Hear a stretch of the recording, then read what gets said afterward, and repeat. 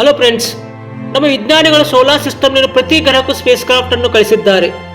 ಈ ರೀತಿ ಆ ಗ್ರಹಗಳ ಮೇಲೆ ವಾತಾವರಣ ಹೇಗೆ ಇರುತ್ತದೆ ಅಂತ ಸುಮಾರು ವರ್ಷಗಳಿಂದ ಅಧ್ಯಯನ ಮಾಡಿ ತಿಳಿದುಕೊಂಡಿದ್ದಾರೆ.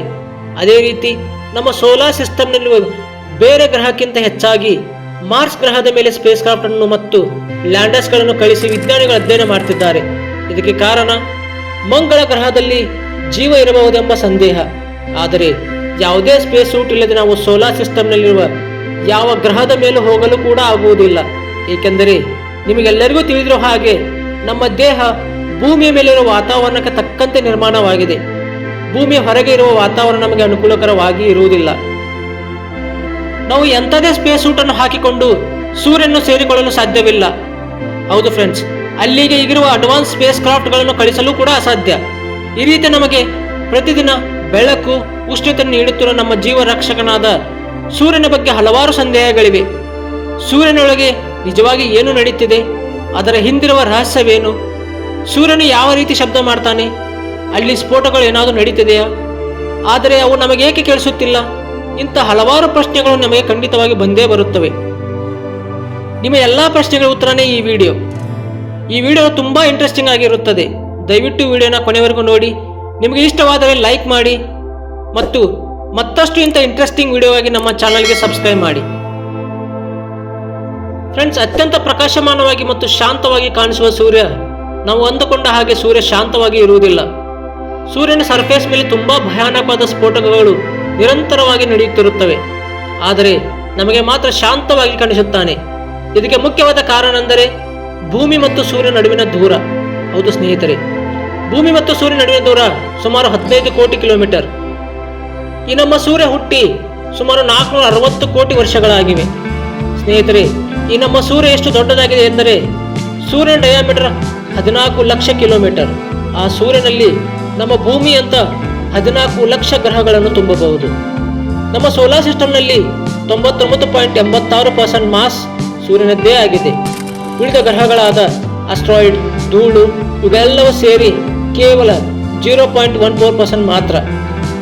ಹೌದು ಸ್ನೇಹಿತರೆ, ಇದರಿಂದ ಅರ್ಥವಾಗುತ್ತೆ ನಮ್ಮ ಸೂರ್ಯ ಎಷ್ಟು ದೊಡ್ಡವನು ಅಂತ. ಸೂರ್ಯನಲ್ಲಿ 91% ಹೈಡ್ರೋಜನ್ ಇರುತ್ತದೆ, 8.9% ಹೀಲಿಯಂ, 0.1% ಕಾರ್ಬನ್ ಇವೆಲ್ಲ ಪ್ಲಾಸ್ಮಾ ರೂಪದಲ್ಲಿ ಇರುತ್ತವೆ. ಸ್ನೇಹಿತರೆ, ನಮ್ಮ ಭೂಮಿಯ ಮೇಲೆ ಎಲ್ಲ ಎಲಿಮೆಂಟ್ಸ್ಗಳನ್ನು ನಾವು 3 ಭಾಗಗಳಾಗಿ ವಿಂಗಡಣೆ ಮಾಡಿದ್ದೀವಿ: ಸಾಲಿಡ್, ಲಿಕ್ವಿಡ್ ಮತ್ತು ಗ್ಯಾಸ್. ಆದರೆ ಇದಲ್ಲದೆ 4ನೇ ಭಾಗ ಇದೆ, ಅದೇ ಪ್ಲಾಸ್ಮಾ. ಇದು ಸೂರ್ಯನ ಮೇಲೆ ಇರುತ್ತದೆ. ಸೂರ್ಯನಲ್ಲಿ ತುಂಬಾ ಲೇಯರ್ಸ್ ಇವೆ. ಮಧ್ಯದಲ್ಲಿ ಇರುವುದೇ ಕೋರ್, ಅಂದರೆ ಇದೇ ಹೃದಯ ಭಾಗ. ಇಲ್ಲಿ ಸುಮಾರು 2,70,00,000 ಫ್ಯಾರನ್ಹೀಟ್ ಟೆಂಪರೇಚರ್ ಇರುತ್ತದೆ. ಇಲ್ಲಿ ಹೈಡ್ರೋಜನ್ ಅಣುಗಳು ಪರಸ್ಪರ ಸೇರಿ ಹೀಲಿಯಂ ಆಗುತ್ತವೆ. ಈ ಪ್ರಕ್ರಿಯೆ ನ್ಯೂಕ್ಲಿಯರ್ ಫ್ಯೂಷನ್.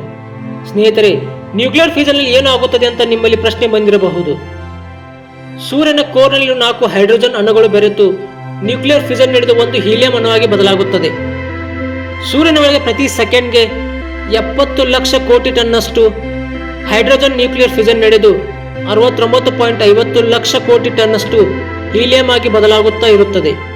ಉಳಿದ 50 ಲಕ್ಷ ಟನ್ನಷ್ಟು ಎನರ್ಜಿಯಾಗಿ ಬದಲಾಗುತ್ತದೆ. ಇದು ಕೇವಲ 1 ಸೆಕೆಂಡ್ಗೆ ಮಾತ್ರ ನಡೆಯುತ್ತದೆ.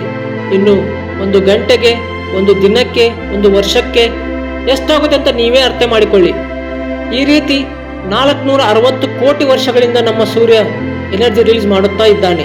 ಸ್ನೇಹಿತರೆ, ಇಲ್ಲಿ ಆಶ್ಚರ್ಯ ಪಡುವ ಸಂಗತಿ ಏನೆಂದರೆ ಸೂರ್ಯನ ಕೋರ್ ಅಥವಾ ಸೂರ್ಯನ ಹೃದಯ ಭಾಗದಿಂದ ಸೂರ್ಯನ ಮೇಲ್ಮೈ ದೂರ 6,95,700 ಕಿಲೋಮೀಟರ್. ಆದರೆ ಇಲ್ಲಿ ರಿಲೀಸ್ ಆಗುವ ಎನರ್ಜಿ ಅಂದರೆ ಬೆಳಕು ಸೂರ್ಯನ ಸರ್ಫೇಸ್ ಮೇಲೆ ಬರಲು ಸುಮಾರು 1,70,000 ವರ್ಷಗಳು ಬೇಕಾಗುತ್ತದೆ.